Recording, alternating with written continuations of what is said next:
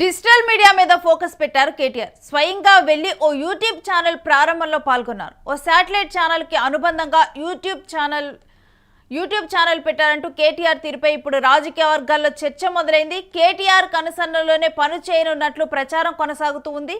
Digital మీడియాపై గతంలో KTR shocking comments చేశారు. 32 medical కాలేజీలకు బదులుగా 32 యూట్యూబ్ ఛానల్స్ పెడితే గెలిచే వాళ్ళమంటూ కేటీఆర్ సంచలన వ్యాఖ్యలు చేశారు గతంలో. ఇప్పటికే కేటీఆర్ కనుసన్నల్లో పలు సోషల్ మీడియా ప్లాట్ఫామ్స్ ఉన్నాయా అంటూ కూడా చర్చ జరుగుతోంది.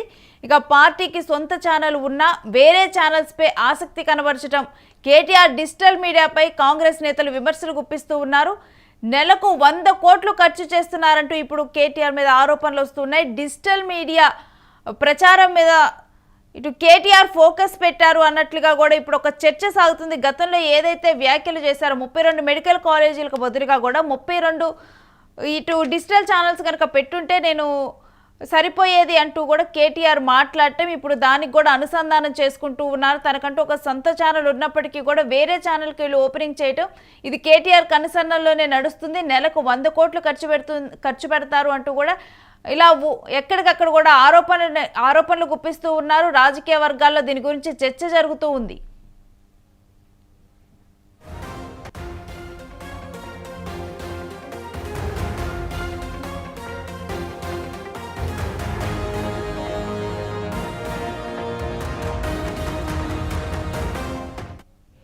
ఇక ఇదే అంశానికి సంబంధించిన డీటెయిల్స్ మా ప్రతినిధి సతీష్ అందిస్తారు. సతీష్, కేటీఆర్ స్వయంగా వెళ్ళి హారతిచ్చి మరి ఒక పూజలో పాల్గొని ఒక ఛానల్ని ప్రారంభించడం ఇప్పుడు చర్చనీయాంశంగా మారింది. అసలు పూర్తి డీటెయిల్స్ ఏంటి? ఈ ఛానల్ కేటీఆర్కి సంబంధించిందే అంటూ కూడా ఒక చర్చ నడుస్తూ ఉంది.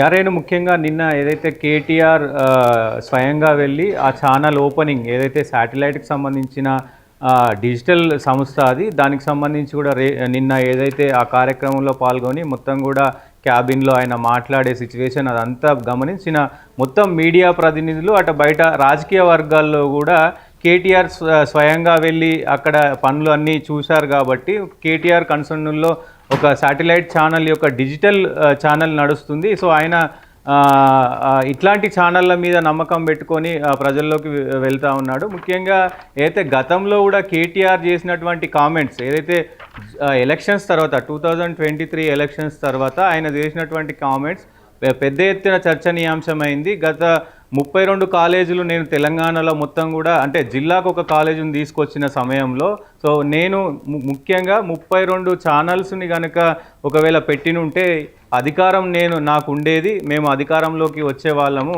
అంటే డెవలప్మెంట్ మీద మేము ఫోకస్ చేసినాం, అయినా కానీ మమ్మల్ని ప్రజలు ఓడగొట్టారు అనే దాంతో ఈ సోషల్ మీడియా ఛానళ్ళు ఏదైతే యూట్యూబ్ ఛానల్స్ ఉన్నాయో అట్లే కొన్ని ఛానల్స్ ఉన్నాయో అన్నిటిపైన కూడా ఆయన పెద్ద ఎత్తున మాట్లాడిన పరిస్థితులు అయితే ఉంది.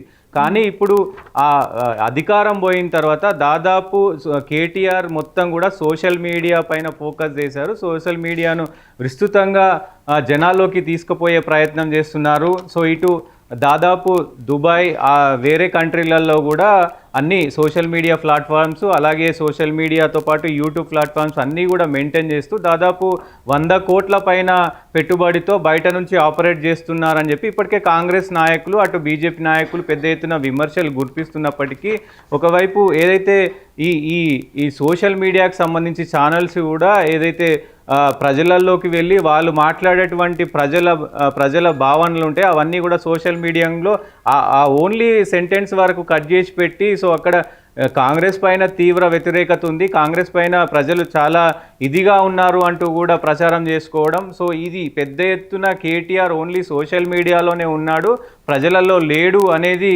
వాళ్ళు చెప్తున్న పరిస్థితి అయితే ఉంది. కాంగ్రెస్ అటు బీజేపీ ఇద్దరు కూడా చెప్తున్న పరిస్థితి ఉన్నాయి. అటు కవిత కూడా ఈ మధ్యకాలంలో పెద్ద ఎత్తున కామెంట్ చేసింది. కవితను కూడా ఎందుకంటే సర్పంచ్ ఎలక్షన్స్ తర్వాత అన్న మీరు ఉండాల్సింది సోషల్ మీడియాలో కాదు ప్రజల్లో ఉండాలి, ప్రజల మధ్యలో ఉండాలి, ప్రజా సమస్యలు తెలుసుకోవాలంటే కూడా ఆమె కామెంట్ చేసిన పరిస్థితులు అయితే ఉన్నాయి. దాదాపు ఏదైతే ఈ డిజిటల్ మీడియాకు సంబంధించి వాళ్ళ సొంత ఛానల్ అయినటువంటి టీ న్యూస్ ఉన్నా కానీ వేరే ఛానల్స్ పైన ఫోకస్ పెడతా ఉన్నాడు. మరి టీ న్యూస్లో చక్కదిద్దే ప్రయత్నం ఏనాడు కూడా చేయలేదంటూ కూడా చాలామంది చెప్తా ఉన్నారు. ఎందుకంటే ఇప్పుడు మారుతున్న సిచ్యువేషన్కి తగ్గట్టుగా ఆ టీ న్యూస్ అనేది పనిచేయట్లేదు అనేది బయట చెప్తున్న మాటలు అయితే వినబడతా ఉన్నాయి. సొంత ఛానల్నే ఉన్నప్పటికీ కూడా వేరే ఛానల్స్ పైన ఫోకస్ పెట్టి వేరే ఛానల్ త్రూ మనం పబ్లిసిటీ చేసుకోవాలి, ప్రజల్లోకి ఆ ఛానల్స్ త్రూ మన బీఆర్ఎస్ పార్టీ గురించి బీఆర్ఎస్ చేస్తున్నటువంటి పనుల గురించి కూడా చెప్పుకోవాలంటూ కూడా ఆయన వెళ్తున్న తరుణం. ఇటు ఒకవైపు కాంగ్రెస్ వాళ్ళు కూడా పెద్ద ఎత్తున విమర్శలు అయితే చేస్తున్నారు. ఎందుకంటే దాదాపు ఒక 10ల సంఖ్యలో 32 ఛానల్స్ అని గతంలో చెప్పినప్పటికీ కూడా ప్రజెంట్ ఒక 50 యూట్యూబ్ ఛానల్స్, అలాగే సోషల్ మీడియా ఇన్స్టాగ్రామ్ ఇన్ఫ్లుయెన్సర్లు కావచ్చు, అలాగే ఫేస్బుక్ సంబంధించిన వాళ్ళు కావచ్చు, వీళ్ళందరినీ కూడా గ్యాదర్ చేసి వాళ్ళకు నెలకి ఇంత 5 లక్షలు, ఒక్కొక్కరికి 10 లక్షలు, ఒక్కొక్క ప్యాకేజ్ అని చెప్పి కూడా మొత్తం కూడా ఇట్లా ఆపరేట్ చేస్తున్నాడు అంటూ కూడా పెద్ద ఎత్తున అటు రాజకీయ వర్గాల్లో చర్చ జరుగుతుంది. అలాగే కాంగ్రెస్ అయితే పెద్ద ఎత్తున విమర్శనే చేస్తుంది డైరెక్ట్. అంటే కేటీఆర్ ఫుల్ ప్లెజ్డ్గా కూడా తన సోషల్ మీడియాని యూజ్ చేయడానికి ఒక డిజిటల్ ప్లాట్ఫామ్ని వాడటానికి సిద్ధమయ్యారనుకోవాలి. ఎందుకంటే గతం నుంచి మనం చూసినా కానీ కేటీఆర్కి బాగా యూత్లో ఫాలోయింగ్ పెరగడానికి కూడా సోషల్ మీడియానే కారణం. ఎవరైనా ట్వీట్ చేసినప్పుడు దానికి వెంటనే కూడా రియాక్ట్ అయ్యేవాళ్ళు కేటీఆర్. ఆ విధంగా కూడా కేటీఆర్ని ట్యాగ్ చేస్తూ కూడా అనేక మంది కూడా కేటీఆర్ రియాక్ట్ అవుతారని అతన్ని ట్యాగ్ చేస్తూ కూడా ట్వీట్లు చేసిన సందర్భాలు ఉన్నాయి. ఆ తరువాత కూడా మనం ఎలక్షన్స్ ముందర చూసినా గానీ బీఆర్ఎస్ పెద్ద ఎత్తున కూడా సోషల్ మీడియాలో ఇన్ఫ్లుయెన్సర్స్ తో ప్రచారం నిర్వహించింది.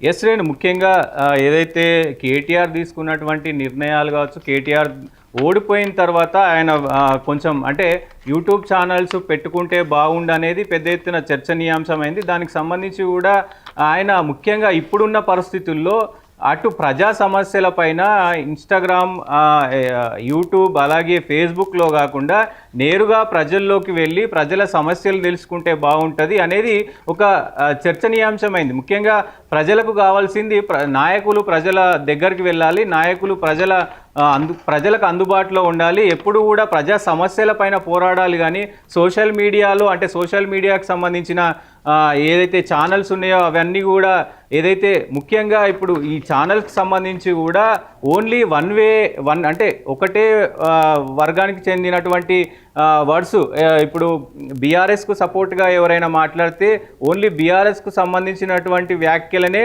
వాళ్ళు ప్లే చేస్తూ ఉన్నారు. ఇటు కాంగ్రెస్కు సంబంధించి ఎవరైనా మాట్లాడితే కనుక అవి ప్లే చేయట్లేదు. సో ఇట్లా వన్ సైడ్ ఎజెండా తోటి పోయిన ఛానల్స్ అన్నీ కూడా ఇప్పుడు ప్రజలకు అది కాదు కదా. ప్రజలకు ఏం కావాలి? ప్రజా సమస్యల మీద మాట్లాడే నాయకు.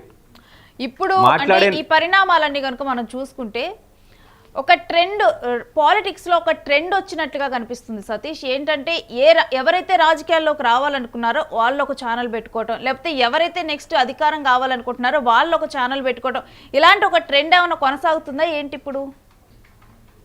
అయితే ముఖ్యంగా గతంలో ఏదైతే ఈ 32 ఛానల్స్ అని కేటీఆర్ చెప్పినటువంటి పరిస్థితుల్లో 32 ఛానల్స్ కూడా గతంలో చూసుకుంటే ముఖ్యంగా ఆ 32 ఛానల్స్ దాదాపు 32 ఛానల్స్ కూడా అటు ప్రజలకు సంబంధించిన న్యూస్లు కవర్ చేసినాయి, ప్రజా సమస్యల పైన పోరాటం చేసినాయి. అది ఏ కాంగ్రెస్కో లేదంటే ఏ బీజేపీకో ఏ బీఆర్ఎస్కో పనిచేయలేదు. ప్రజల సమస్యల పైన ఏదైతే నిరుద్యోగ ఇష్యూ ఉందో ఆ ఇష్యూ పైన పోరాడినాయి, రైతుల సమస్యలు ఉన్నాయో రైతుల సమస్యల పైన పోరాడినాయి, భూభారతికి సంబంధించి పెద్ద ఎత్తున పోరాడినాయి. అంటే ప్రతి ఇష్యూలో కూడా ఆ 30 ఛానల్స్, నిబద్ధత గల కొంతమంది జర్నలిస్టులు అందరూ కూడా పోరాడిన పరిస్థితులు ఉన్నాయి.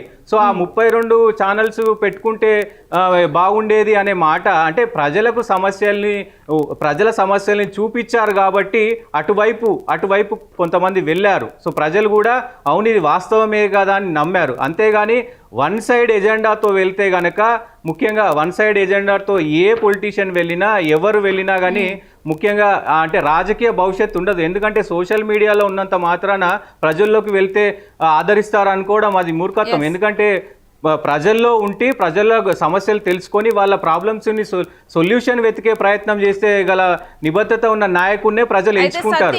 ఇప్పుడు మనం ఈ 99 టీవీ ఏదైతే కేటీఆర్ ప్రారంభించారో దీంతో కూడా ఈ చర్చ అనేది మొదలైంది. ఈ చర్చ కాస్త ఇప్పుడు రాజకీయ వర్గాల్లో మొత్తం కూడా విస్తృత స్థాయిలో కూడా దీని మీద అయితే విశ్లేషణలు కూడా జరుగుతున్నాయి.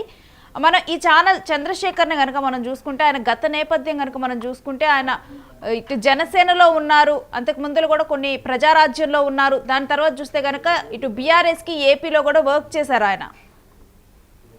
ఎస్ డెఫినెట్గా దీనికి సంబంధించి ముఖ్యంగా ఈ ఛానల్కి సంబంధించి శాటిలైట్ ఛానల్, దానికి అనుబంధ సంస్థ డిజిటల్ మీడియాలో దీన్ని కేటీఆర్ ప్రముఖంగా దాన్ని ప్రారంభించడం, అక్కడ వాళ్ళందరితో మాట్లాడడం. ఎందుకంటే కేటీఆర్ ఈ మధ్యకాలంలో ఎక్కువ సోషల్ మీడియాకి ప్రియారిటీ ఇస్తున్నారు అనేది అందరూ చెప్పకనే చెప్తున్న పరిస్థితులు కనబడుతున్నాయి. ఈ నేపథ్యంలోనే ఆయన కనుసన్నల్లోనే ఇది నడుస్తుంది, అంటే ముందుకు వెళ్తుంది.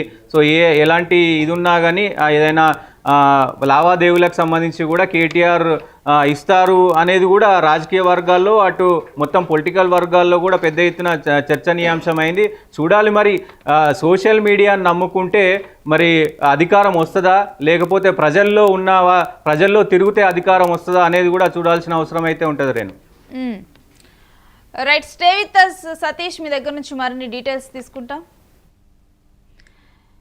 ఇక ఇప్పుడైతే ఒక పెద్ద చర్చే మొదలైంది. ఈ 99 టీవీ ఓపెనింగ్కి కూడా కేటీఆర్ వెళ్ళటంతో కూడా ఇప్పటికే కూడా ఆయన ఒక 100 కోట్లు ఖర్చు చేస్తూ కూడా యూట్యూబ్ ఛానల్స్ పెడుతున్నారు. పలు డిజిటల్ ఛానల్స్ ఆయన స్టార్ట్ చేయబోతున్నారు, దాని ద్వారా కూడా ప్రచారం చేయబోతున్నారు. ఏదైతే తనకి ఇప్పటి వరకు కూడా ఉందో టీ న్యూస్ కానీ ఈ ఛానల్ కానీ వీటిలో ఏంటంటే ఏకపక్షాన చెప్పడం వల్ల కూడా ప్రజలు ఎవరు కూడా ఈ ఛానల్స్ని చూడట్లేదు. అందుకని జనాలందరూ కూడా డిజిటల్ వైపుగా అడుగులు వేస్తున్నారు. ఎక్కువగా కూడా తమ మొబైల్లో ఉన్నటువంటి కంటెంట్ను చూస్తున్నారు. కాబట్టి డిజిటల్ ఛానల్స్ బాగా వర్క్ అవుతున్నాయి అన్న నేపథ్యంలో కేటీఆర్ ఇలా స్టార్ట్ చేస్తున్నారు అనే ఆరోపణలు, చర్చలు విస్తృత స్థాయిలో జరుగుతున్నాయి.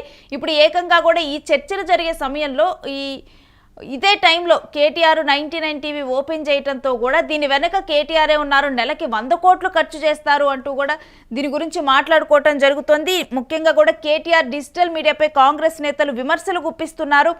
ఒకవైపు తన చెల్లి కవిత కూడా ఉండాల్సింది సోషల్ మీడియాలో కాదు జనాల్లో ఉండాలంటూ తాను కూడా గతంలో వ్యాఖ్యలు చేశారు. మరలాగా కనుక మనం చూసుకుంటే కనుక కేటీఆర్కి సోషల్ మీడియాలో డెఫినెట్గా కూడా ఒక పాపులారిటీ అనేది ఉంది. గతంలో తను సోషల్ మీడియాలో చాలా యాక్టివ్గా ఉంటూ ఎవరైనా తమ సమస్యలను చెప్పినప్పుడు కూడా దానికి ట్వీట్ చేస్తూ కూడా దాని మీద మాట్లాడటం కానీ కేటీఆర్ చేశారు. అండ్ ఇన్స్టాగ్రామ్లో చూసినా కానీ కేటీఆర్ ఎప్పటికప్పుడు కూడా తాను యాక్టివ్గా ఉంటారు.